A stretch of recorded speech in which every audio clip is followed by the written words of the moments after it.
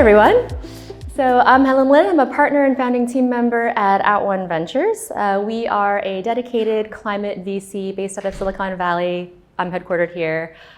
We have a global mandate to invest in seed and Series A stage companies at the intersection of deep tech and climate tech. Backwards. There we go. So a tagline of ours is that we catalyze a world where humanity is net positive to nature. And that is intentionally to shift a bit away from the thinking of net zero, a phrase that I think we've probably all heard ad nauseum. And point of that being, mathematically, everyone in this room probably knows net zero actually isn't enough. We could actually abate 100% of humanity's 50 plus gigatons of ongoing emissions every year and still not get to Paris targets. And that's absolute zero. That's not even net zero, right? We have too much carbon debt that's already accumulated in the atmosphere for net zero to actually get us there. Simple maths. So the way we've been phrasing things to ourselves is, okay, how do we then abate and draw down so that humanity becomes net positive? Ambitious, yes. And I think directionally what it does is it forces you into a different mindset, right? So when the goal is not net zero or even absolute zero, but net positive, it forces you to think of things in a more direct line that basically recreate the way industries are done, rather than striving for little incremental changes and improvements.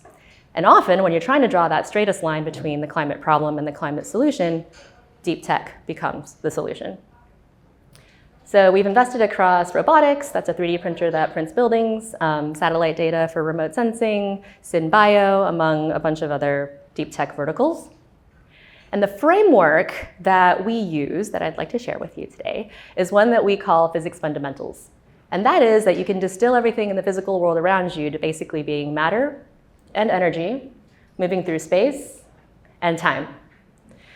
And the reason we do this is because when you just focus on dollars and cents, or when you just focus on carbon emissions, it can lead you astray, right? You may try to take something that's very energy intensive and electrify it, and that's fine from a carbon emissions perspective, but then how much renewable energy infrastructure would you need to build to be able to power that very energy intensive thing with renewable energy? So using a framework like this, what you would instead try to do is actually to lower the energy requirement of an energy intensive process. So some more practical examples. On the matter side, there's raw materials, there's materials wastage, there's chemicals used as solvents or reagents in chemical processing. Energy, of course, there's thermal energy, electrical energy, even human labor energy. Space usually speaks to concepts of density, like energy density, where you have kilowatt hours of energy in a battery system, for example, and if it takes up this amount of space or that amount of space, implies a different application. And finally, time, which speaks to concepts of throughput and efficiency. So how many units of a thing can you produce in a time?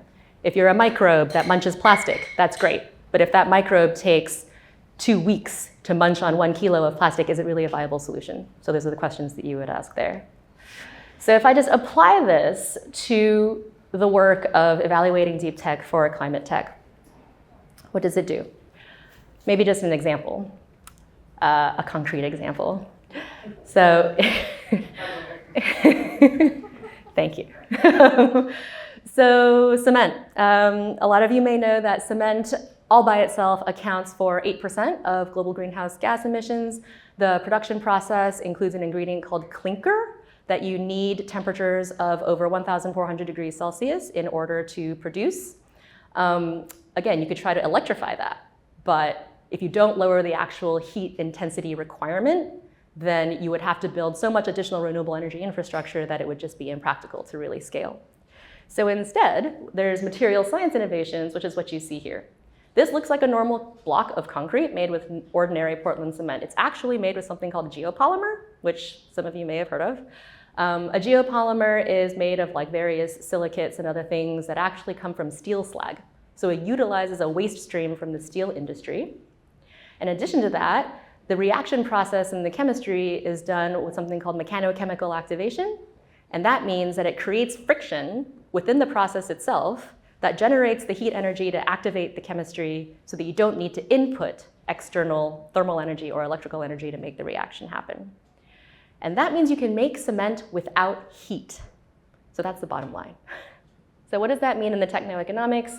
If we look at our framework of matter, energy, space, and time, it means you have a win on matter because you're utilizing a waste stream. You have a win on energy because you have zero thermal energy input going into this process that normally takes 1,400 degrees Celsius to do, so 85% less energy footprint.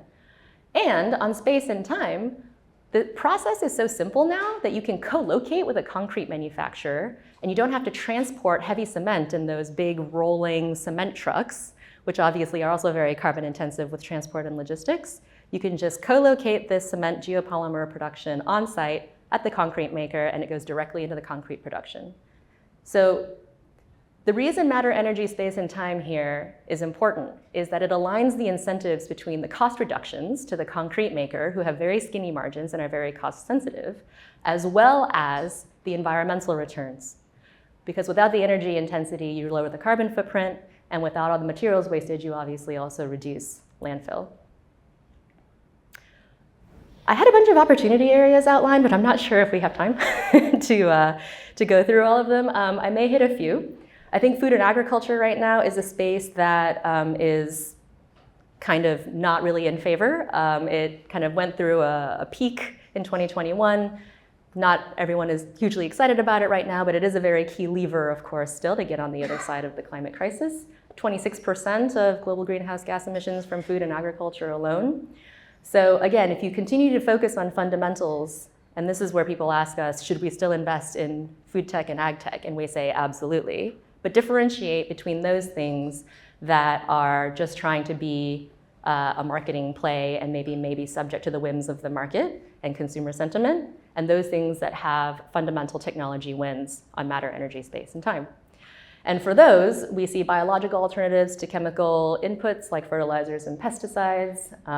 We see interesting drone-based solutions for precision farming. Precision fermentation of functional ingredients are still super interesting for texture, binding agents, all kinds of other problems with plant-based proteins that you can still solve in a B2B way instead of a B2C way. And of course, trying to find substitutes for harmful crops like palm oil and soy. Gosh, I don't know if I have time for all of this, but energy and transportation-wise, yes, I do. Energy storage across all forms of duration. So mechanical energy storage is actually coming up to be a new and emerging, more interesting vertical because it doesn't require, on the matter side of things, all the nickel, cobalt, and other like critical minerals. So you can have something that is like a flywheel or compressed air, or something in the ocean where the movement and the kinetic energy of something that you structure then is the charging and the discharging of the energy system. And so you completely sidestep and reinvent how you typically think of energy that's stored in electrochemical systems.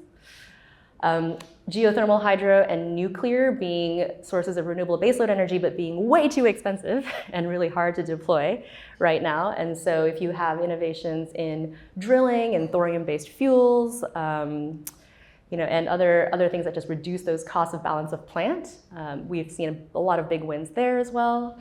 Sustainable aviation fuels and electrified air freight are kind of the two areas we're looking at for aviation. And I talked about construction already, so I'm going to whiz past this, get to materials for manufacturing. One of the questions I always get is, how do you adopt deep tech?